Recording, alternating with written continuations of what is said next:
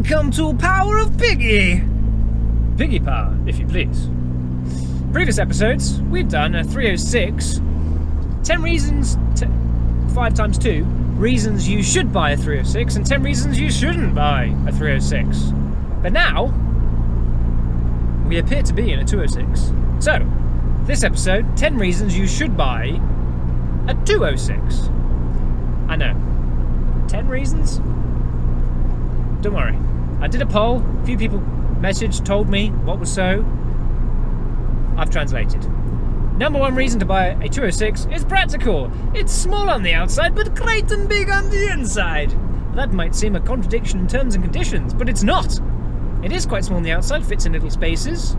Doesn't look too big of a car. Doesn't feel like a big car to drive, but you can get a lot inside. It's a hatchback. The estates are even obviously bigger.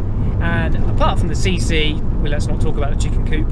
It's nice and big. It's practical. You get 4 people in it, 5 at a push, and buzz around town. Not too much of an issue there. Get loads of stuff in it. Back seats fold down. Right. Point 2. It's really fun to drive. Even the low-spec models with, fluffy suspension and worn-out bushes and massive fat balloon tyres, still a lot of fun to drive, to be honest. It's nimble, it's actually pretty good on performance. You can drop a peg and you can really enjoy it. The GTIs are pretty, performance-based, obviously. They're a bit more fun and handling to enjoy.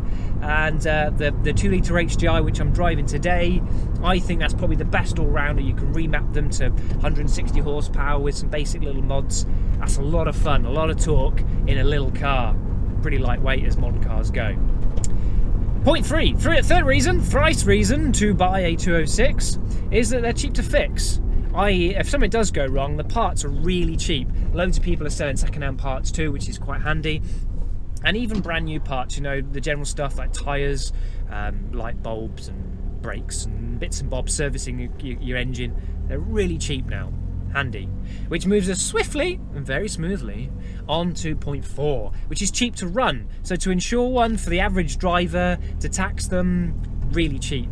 The little diesel, even the 2-litre diesel here, the late one, is on the cheaper tax bracket, which is nice.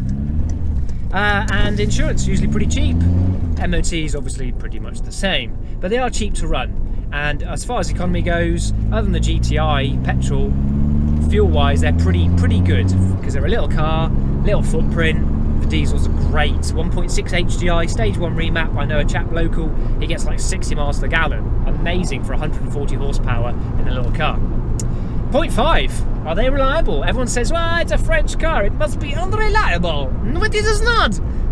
French get bad reputation by Renault. This is Peugeot. Peugeot have a decent reputation for their diesels in particular. Generally, across the range, the 206, I would say, is reliable. I'd say that the small petrols, the 1.1 particularly, sometimes have a reputation for how gaskets pop in, but they're cheap to fix. And as far as the diesels, the 1.4 HDI has some issues with injectors, as can the 1.6 sometimes. But looked after, in general, reliable cars. You're all right.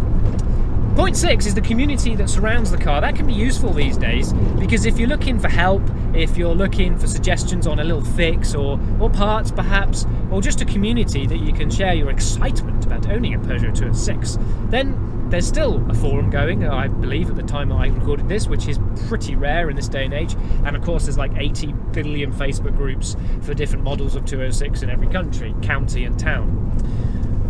Point 7.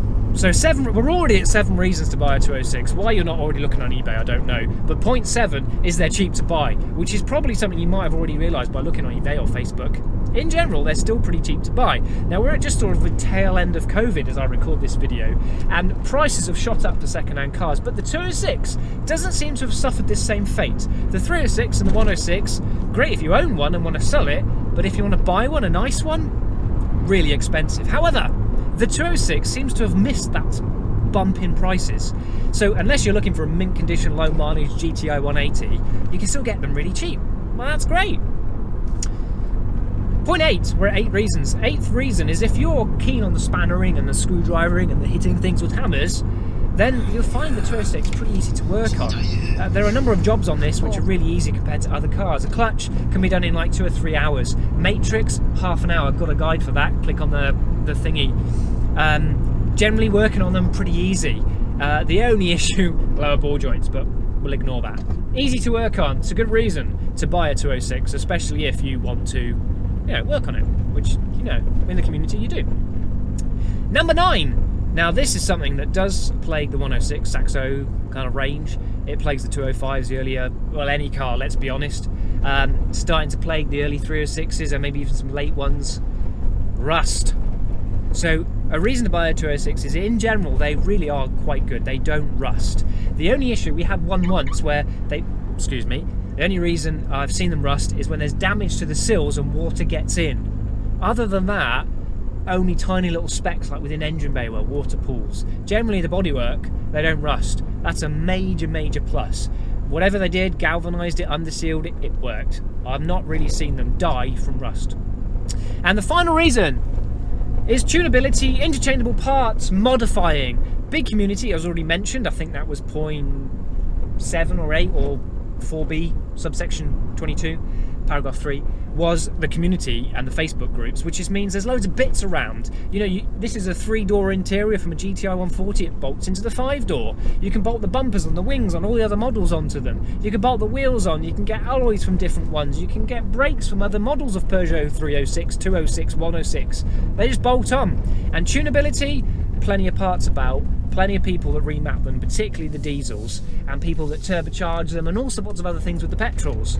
So, good interchangeable parts, good for modding, good for tuning. That's my 10 reasons to buy a 206. Check out my other video, which will be about the 10 reasons not to buy a 206. Naturally, there's going to be perhaps more suggestions. And if you think I've missed one, well, tell me so. I'm sure there's going to be the comments below about all the things I missed and all the arguments against the 10 reasons that I just gave you to own a 206. But here I am, at my destination, so this is the end of my video. Thanks for watching Piggy Power. Please consider subscribing, ignoring the beeping in the background, and like this video. But I'd like to hear your comments in particular. Thanks for watching. Subscribe.